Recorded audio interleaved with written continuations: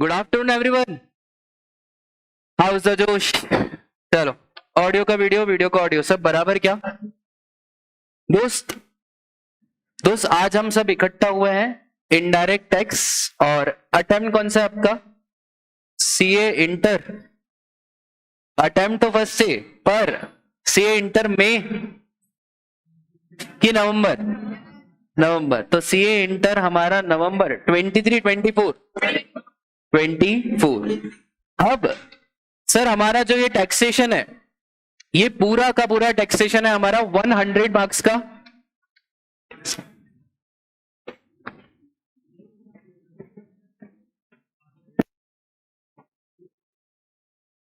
ये जो हमारा टैक्सेशन है पूरा 100 मार्क्स का है।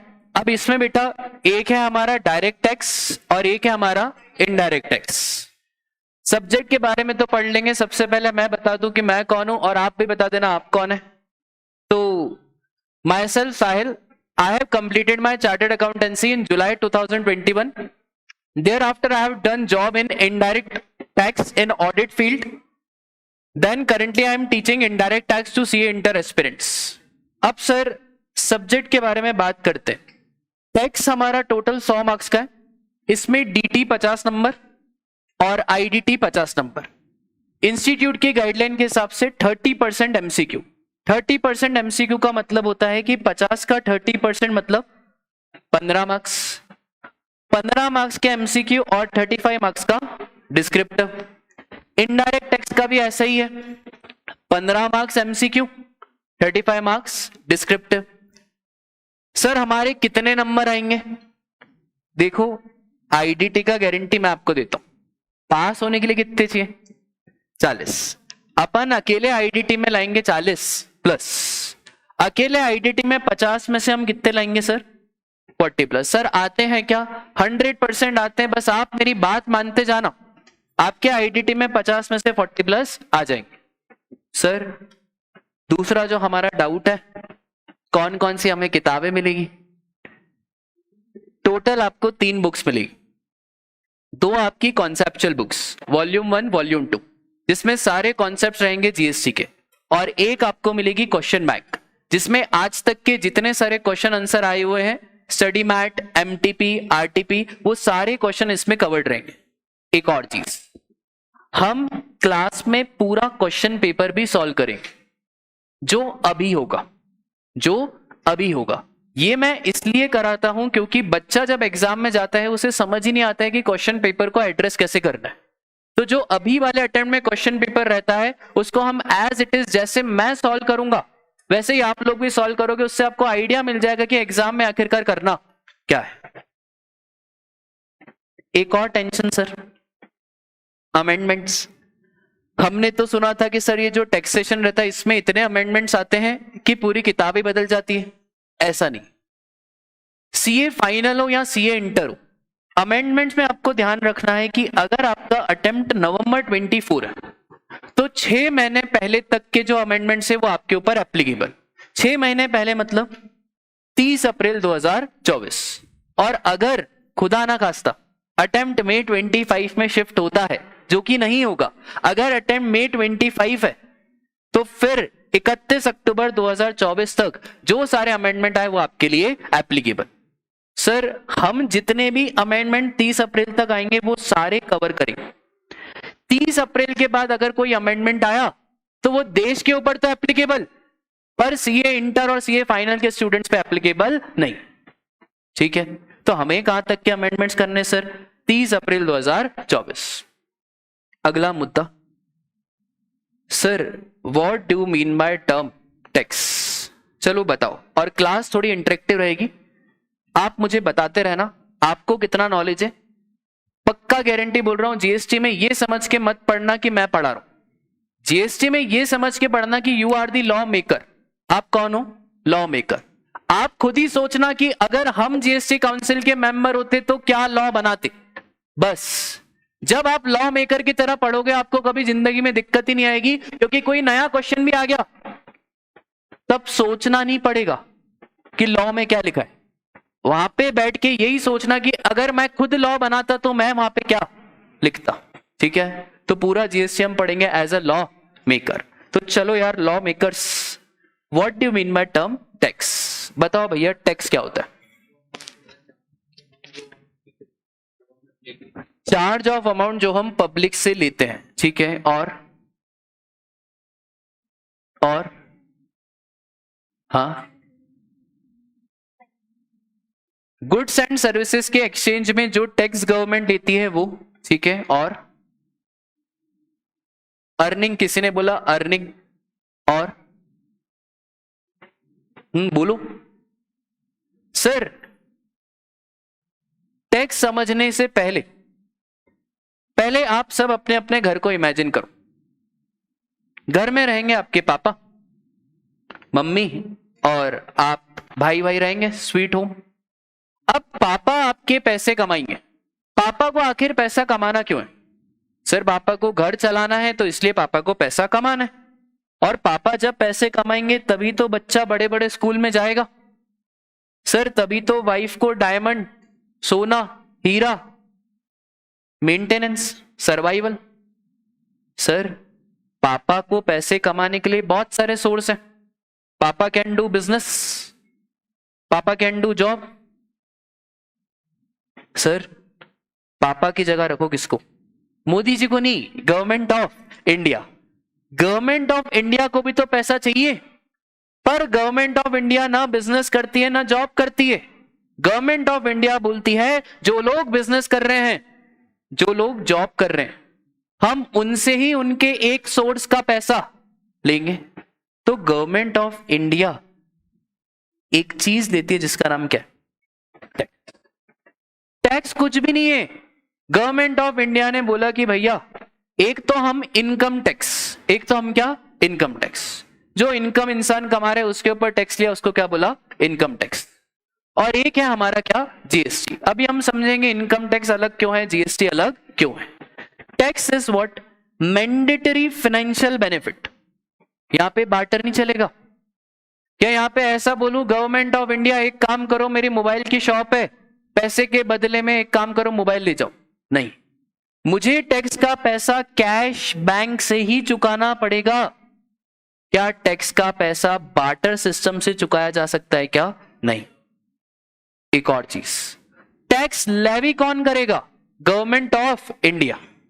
इसका मतलब है अगर बीजेपी के लोग, बीजेपी के कुछ गुंडे, बदमाश, नालायक लोग मेरे सर पे ऐसे बंदूक रख रहे हैं और बोल रहे कि सर बर्थडे है, 50,000 रुपए चाहिए, हाँ हैप्पी बर्थडे टू यू, 50,000 रुपए चाहिए।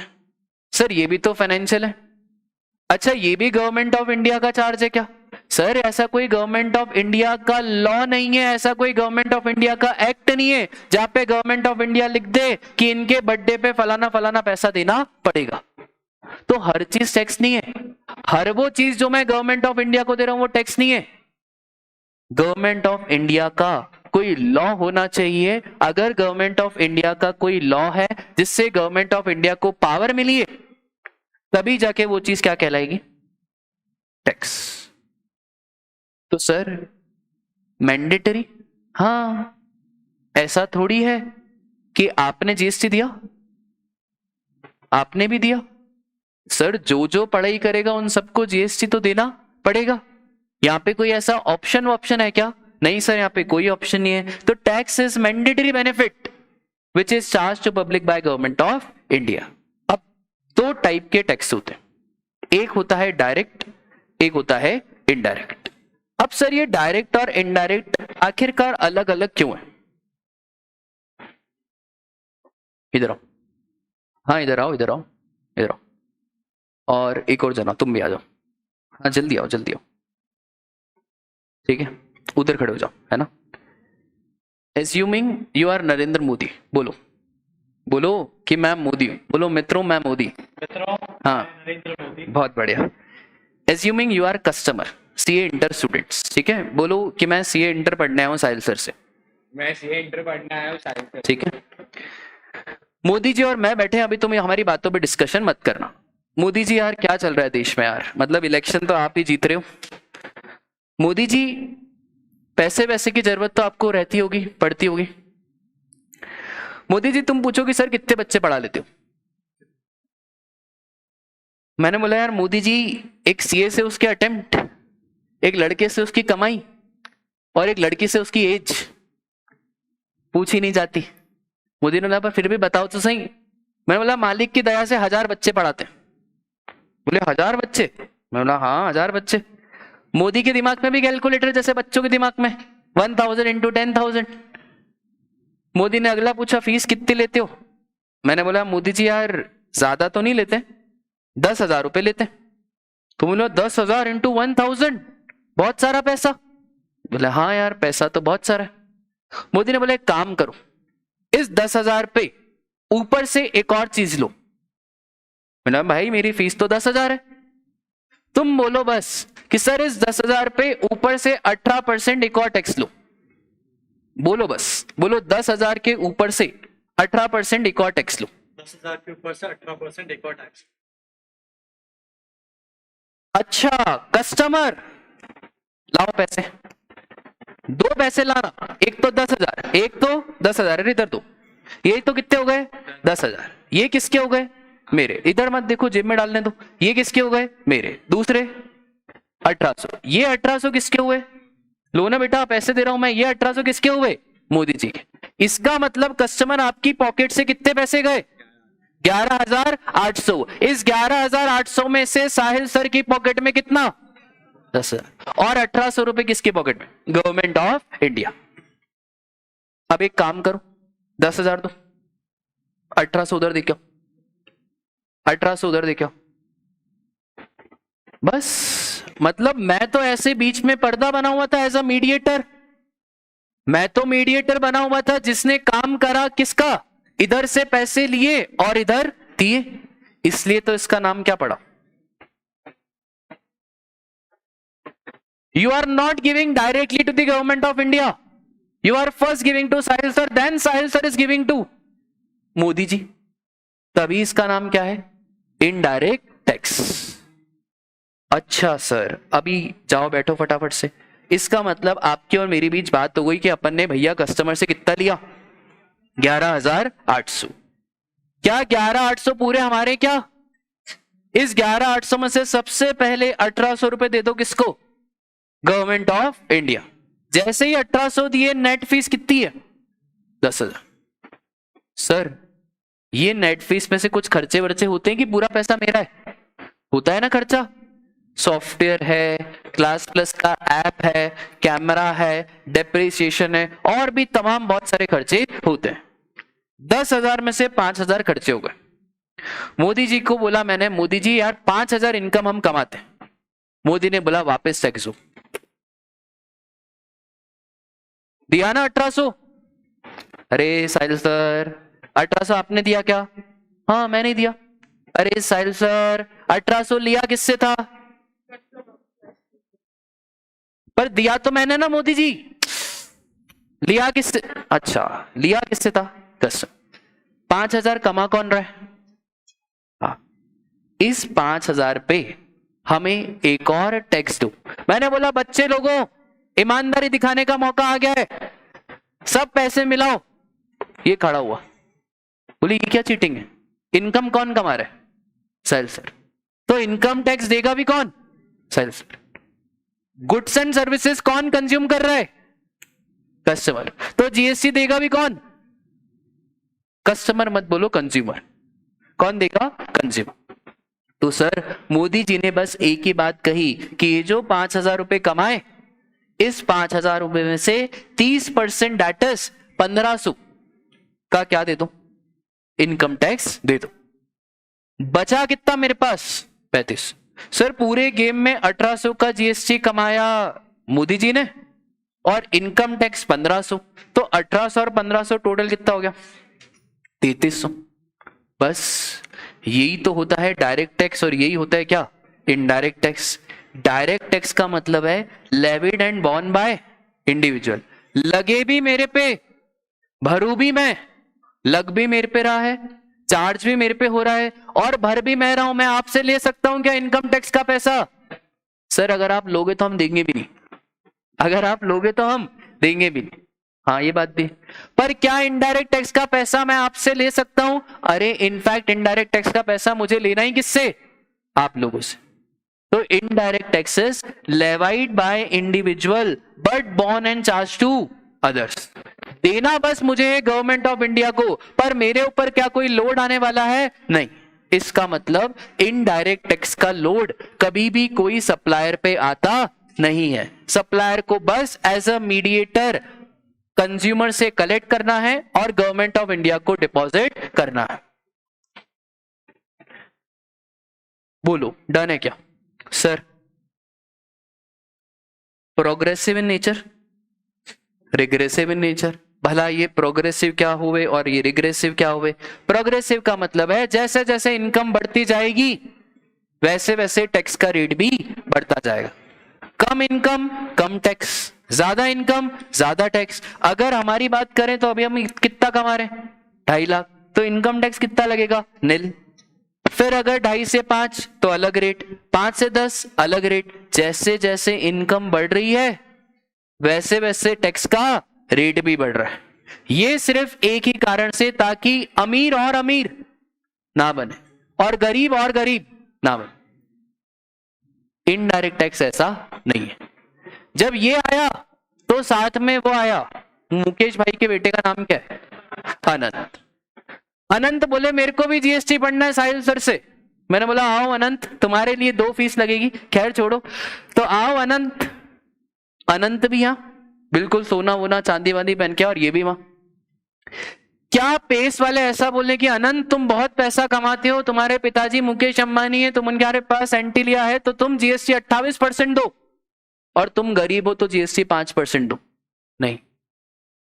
मुकेश भाई पढ़े, अनंत भाई पढ़े, आकाश भाई पढ़े, ये पढ़े, कोई भी पढ़े, मेरा जीएसटी किसी के साथ डिस्क्रिमिनेशन नहीं करता है। GST same for all. Modi ji का बेटा ही क्यों ना पढ़ रहा हो, सेम मींस सेम। इसलिए इसको क्या कहा? Regressive in nature. Regressive in nature का मतलब है no matter how rich how poor you are, tax का रेट फिक्स रहेगा। क्या टैक्स का रेट चेंज होगा? नहीं सर, टैक्स का रेट चेंज नहीं होगा। एक और चीज, इन्फ्लेशन। क्या डायरेक्ट टैक्स से इन्फ्लेशन पे फर्क पड़ेगा? नहीं, वो तो मेरी इनकम है। अब मेरी इनकम पे एक टैक्स लग रहा है, इनकम टैक्स, उससे इन्फ्लेशन का क्या? पर अगर ये मोबाइल फोन सपोज करो 50,000 का है, इस पे जीएसटी है 18%, तो जब 18% जीएसटी है तो 50,000 ये 9,000, तो टोटल हो गया 59,000। अगर 18 का 28 कर दिया जाए, 50 28 कर दिया, मतलब अब 9,000 नहीं, अब 14,000, तो 50 और 14,000 कितना हो गया? 64। ऑटोमेटिकली 59 से कितना हो गया? 64। क्या ऑटोमेटिकली भाव बढ़ गया? हाँ। तो क्या जीएसटी से देश में इन्फ्लेशन बढ़ता है? हाँ सर, इसलिए बढ़ता है क्योंकि जीएसटी लगता किस पे? ठीक है, अब सुनो ध्यान से। ये तो हमें समझ में आया कि डायरेक्ट टैक्स और इनडायरेक्ट टैक्स में आखिरकार फर्क क्या होता है। यहां पे हमारी गवर्नमेंट ऑफ इंडिया। टैक्स में मैंने आपको एक बात बताई थी कि कोई भी चीज टैक्स तभी कहलाएगी जब गवर्नमेंट ऑफ इंडिया के पास पावर हो। अगर गवर्नमेंट ऑफ इंडिया के पास पावर होगा तभी गवर्नमेंट ऑफ इंडिया पब्लिक से कुछ पैसा चार्ज कर सकती है। अब 2 पावर रहती है देश में, एक होती है पार्लियामेंट्री पावर और एक होती है डेलीगेटेड पावर। पार्लियामेंट्री पावर तो वो पावर है जो हमने एक्ट में लिख दी। जो हमने कहा लिख दी? एक्ट। सर एक बात बताओ, पार्लियामेंट के सेशंस लगते हैं, पार्लियामेंट के क्या लगते हैं? सेशंस। अब अगर कुछ बदलाव करना हो तो अपने को वेट करना पड़ेगा कि कब नेक्स्ट पार्लियामेंट का सेशन लगे तो फिर बदलाव करें। अब सर इसी बात का वेट करते रहे क्या कि कब सेशन लगे? कोविड जैसी इतनी भयंकर बीमारी आई तो अभी अपन कोई लॉकडाउन मत लगाओ, अभी वेट करो, अभी लोगों को मरने दो, अभी पार्लियामेंट का सेशन ही का है। ऐसा थोड़ी कर सकते। तो सरकार ने अपने पास एक और पावर रखी जिसका नाम है डेलीगेटेड पावर। ये डेलीगेटेड पावर हमने ही सरकार को दी कि अगर कोई इमरजेंसी सिचुएशन है, उस इमरजेंसी सिचुएशन में सरकार डेलीगेटेड पावर को एक्सरसाइज करके बिना पार्लियामेंट का सेशन बिठा के भी अमेंडमेंट पास कर सकते। उन पावर को क्या कहा जाता है? Delegated power. ठीक है सर, तो दो पावर्स की भी बात हो गई, एक पार्लियामेंट्री पावर और एक डेलीगेटेड पावर। अब एक चीज, आखिरकार सर ये जीएसटी आया तो आया क्यों? पुरानों में कमी रहती है, पुराने टैक्सेशन सिस्टम में कमी रहती है, तभी नया आता है। तो कुछ ना कुछ तो पुराने टैक्सेशन में कमी होगी, तभी जन्म हुआ होगा किसका? जीएसटी का। जीएसटी का full form is goods and services tax. गड़बड़ मत करना, गूगल पे भी इसका फुल फॉर्म गलत लिखा है। गूगल पे भी लिखा है गुड्स एंड सर्विस टैक्स, पर जब ऑफिशियल गजेट उठाओगे तो ऑफिशियल गजेट में इसका फुल फॉर्म आपको एग्जैक्ट मिलेगा क्या? Goods and services tax. एक गुड्स की बात नहीं हो रही है, एक सर्विस की बात नहीं हो रही है, तमाम जितने भी गुड्स हैं और तमाम जितनी भी सर्विसेज हैं उन सब पे टैक्स की बात हो रही है। सर आखिरकार क्यों आया जीएसटी? कुछ तो कारण होगा। सबसे पहले समझना, जीएसटी के पहले क्या था? दो टैक्सेस चलते थे, एक सेंट्रल टैक्स और एक स्टेट टैक्स। सेंट्रल टैक्स का पावर था सेंट्रल गवर्नमेंट के पास और स्टेट टैक्स का पावर था स्टेट गवर्नमेंट के पास। सेंट्रल टैक्स में सर बहुत सारे टैक्स हुआ करते थे, एक्साइज, सर्विस टैक्स, सीएसटी, और स्टेट गवर्नमेंट में भी बहुत सारे टैक्स होते थे, वैट, म्युनिसिपैलिटी टैक्स और एंट्री टैक्स। अलग अलग गवर्नमेंट अपने हिसाब से टैक्स चार्ज करती थी। जो सेंट्रल गवर्नमेंट टैक्स चार्ज करती थी वो सीजीएसटी फंड में जाता था और जो स्टेट गवर्नमेंट टैक्स चार्ज करती थी वो एसजीएसटी फंड में जाता था। दोनों अपना अपना टैक्स चार्ज कर रहे। अब देखना दिक्कत कहां है। एक है हमारे मैन्युफैक्चरर, ये मैन्युफैक्चरर बना रहे हैं हमारी बॉटल। ये वो बॉटल नहीं जो बॉटल आप समझ रहे हो, ये नॉर्मल पानी की बॉटल ये मैन्युफैक्चरर बना रहा है। ठीक है भैया, बॉटल बनाने में इन्हें रॉ मटेरियल लग रहा है 1000 रुपए का, लेबर लगा 200, एक्सपेंसेस लगा 300, टोटल पड़ा कितने का? 1500। पहले सरकार बोलती थी अगर आप कुछ भी मैन्युफैक्चर करते हो तो हम आप पे लगाएंगे एक्साइज ड्यूटी। क्या लगाएंगे? और मैन्युफैक्चर को नाम दिया जाता है टैक्सेबल इवेंट। मैन्युफैक्चर को क्या बोलते हैं हम? Taxable event. ये होगा तो ये लगेगी, तुम 18 के होगे तो शादी के लिए एलिजिबल हो जाओगे, तुम मैन्युफैक्चर करोगे तो क्या लगेगा? एक्साइज लगेगी। तो सर एक्साइज में टैक्सेबल इवेंट क्या था? मैन्युफैक्चर। ठीक है सर, लगा देते हैं, क्या दिक्कत है? 1500 और 12.5% की ड्यूटी लगती थी। 12.5% अपन निकाल देते हैं 1500 का, तो वो कितना आएगा?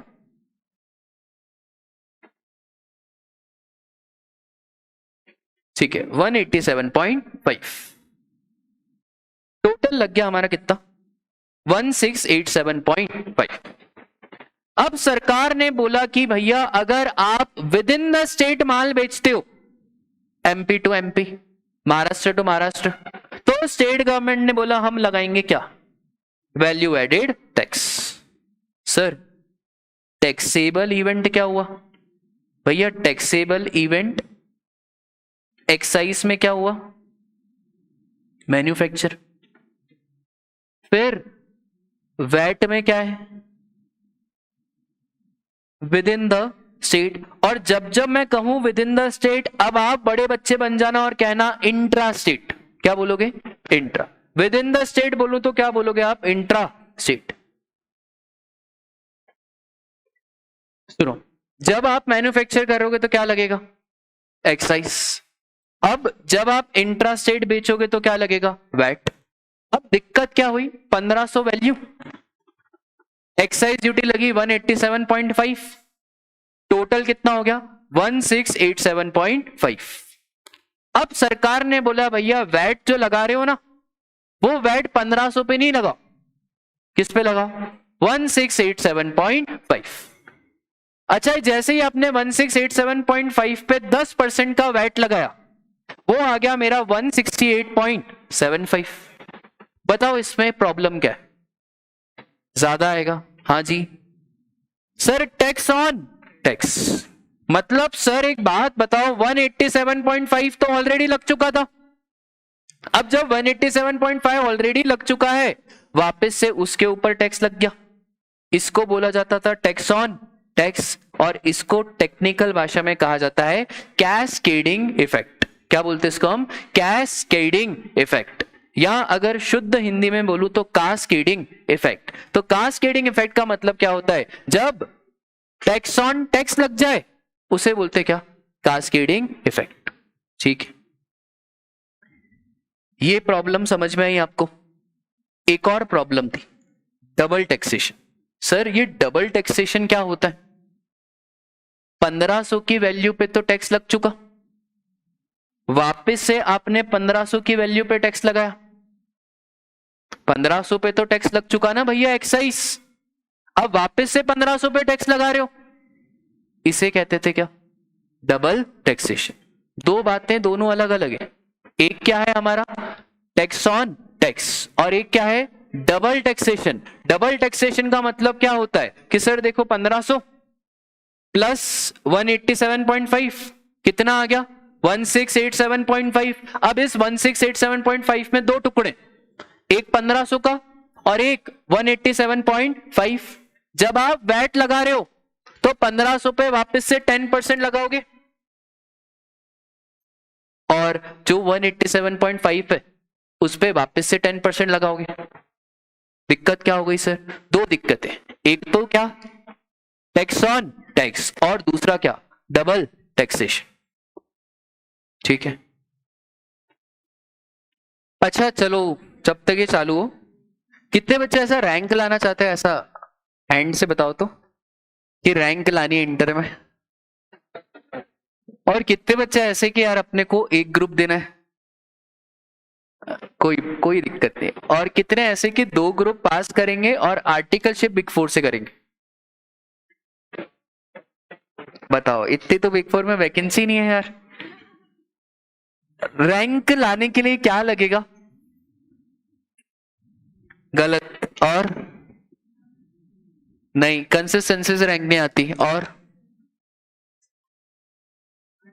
स्मार्ट स्टडी, सीए में स्मार्ट स्टडी, ठीक है। और किस्मत नहीं, किस्मत नहीं चाहिए। और देखो रैंक अगर आपको लानी है ना, तो आपको एक सिस्टम फॉलो करना पड़ेगा। अगर जो पूरा सिस्टम फॉलो करेगा उसकी 100% रैंक आती है। अगर सिस्टम फॉलो करोगे तो रैंक आएगी, सिस्टम फॉलो नहीं करोगे तो रैंक नहीं आएगी। सर ये सिस्टम क्या है? सिस्टम बहुत सिंपल है।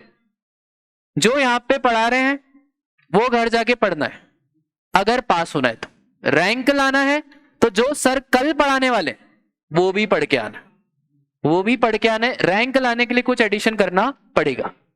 एक और चीज, रैंक लाना है कम से कम 3 से 4 महीने पहले कोर्स हो जाना चाहिए, क्योंकि रैंक लाने के लिए मिनिमम आपको 3-4 रिवीजन करने पड़ेंगे।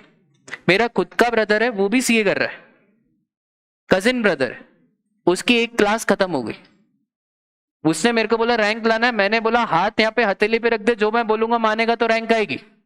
उसने बोला जो तू बोल तो बोल, हाथ काट के देना, हाथ काट के दूंगा। मैंने बोला बस इतना सा बोल दिया, अब तेरी रैंक पक्की। उसकी कॉस्टिंग की क्लास खत्म हो गई। उसका फोन आया, बोले भाई कॉस्टिंग की क्लास खत्म। उसका भी अभी रिजल्ट आया फाउंडेशन का। बोले भाई कॉस्टिंग की क्लास खत्म हो गई, अगली क्लास क्या करनी है? तो रैंक वाला तेज नहीं चलता है, ज्यादा तेज चलता है। वो नहीं है कि भाई प्री रिजल्ट बैच, उससे भी ज्यादा तेज चलता है, तभी क्या आती है आपकी रैंक। रैंक के लिए कम से कम 3 से 4 बार पेपर लिखना पड़ता है, बिना तैयारी के। 3 से 4 बार पेपर लिखना मतलब 6 दिन। 6 मल्टीप्लाई बाय 2 कितना हो गया? 12। 12 12 12 कितने दिन हो गए? 36 दिन। 36 दिन 3 बार पेपर घर पे लिखोगे तब जाके क्या आती है? रैंक। तो रैंक लाना है तो आपको ये पूरा सिस्टम फॉलो करना पड़ेगा। क्या क्या सिस्टम है ध्यान रखना। जो यहाँ पे पढ़ा रहे वो तो पढ़ना ही है, आगे का पढ़ के आना है।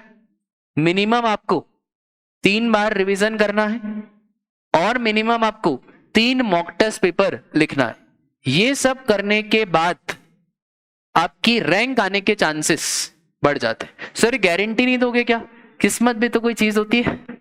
ठीक है, और थोड़ी बहुत रही कसर आपकी क्या उतारेगी, किस्मत। ठीक है, तो ये अगर आपको रैंक लानी है तो ये सारी आपको बातें ध्यान में रखनी पड़ेगी। आज हमने क्या क्या पढ़ा उसको एक बार डिस्कस करेंगे, फिर क्लास को वाइंड अप करेंगे क्योंकि सिस्टम नहीं चल रहा है। तो यार फटाफट से बताओ सर, आज हमने क्या क्या देखा। आज हमने देखा कि सबसे पहले टैक्स क्या होता है। Tax is a financial burden which is mandatory levied on public, but tax के लिए आपके पास एक लीगल बैकिंग होनी चाहिए, गवर्नमेंट ऑफ इंडिया का एक्ट होना चाहिए। उसके बाद हमने देखा कि टैक्स दो टाइप के होते हैं, डायरेक्ट टैक्स अलग, इनडायरेक्ट टैक्स अलग। डायरेक्ट टैक्स में सर आप ही कमाओ आप ही भरो, levied by individual and born by individual. Indirect tax का मतलब यह होता है कि सर जो गुड्स एंड सर्विसेज कंज्यूम करेगा वो टैक्स देगा, पर पे कौन करेगा, मैं। तो indirect tax is levied and born by others but charge by others. ठीक है, एक और चीज, कौन सा प्रोग्रेसिव कौन सा regressive. Direct tax is progressive, जैसे जैसे इनकम बढ़ेगी वैसे वैसे टैक्स भी बढ़ेगा। इनडायरेक्ट टैक्सेस रिग्रेसिव, मतलब इनकम और टैक्स का कोई भी लेना देना नहीं है। एक और चीज सर, डायरेक्ट टैक्स से इन्फ्लेशन से कोई मतलब नहीं है, पर इनडायरेक्ट टैक्स से इन्फ्लेशन की बातें होगी। गवर्नमेंट ऑफ इंडिया के पास दो पावर रहती है, एक होती है पार्लियामेंट्री पावर, एक होती है delegated power. Parliamentary power government of India को एक्ट के थ्रू मिलती है, और ये जो डेलीगेटेड पावर रहती है ये गवर्नमेंट अपने पास रखती है, ताकि अगर पार्लियामेंट्री सेशन नहीं भी बैठे और फिर अमेंडमेंट मॉडिफिकेशन लाना पड़े तो हम ला सकते हैं। उसके बाद सर हमने देखा था कि आखिरकार वाई जीएसटी में हमने आज जीएसटी की सिर्फ एक पहली प्रॉब्लम देखी। पहली प्रॉब्लम ये देखी कि सर जो मैन्युफैक्चरर है वो तो एक्साइज ड्यूटी चार्ज कर ही रहा है, और एक्साइज ड्यूटी चार्ज करने के बाद जो वैल्यू आई उसके ऊपर अलग से लग रहा है हमारा वैल्यू एडेड टैक्स। और इसमें हमने दो प्रॉब्लम देखी, पहली टैक्स ऑन टैक्स और दूसरा डबल टैक्सेशन। आज के लिए बस इतना ही, मिलते हैं।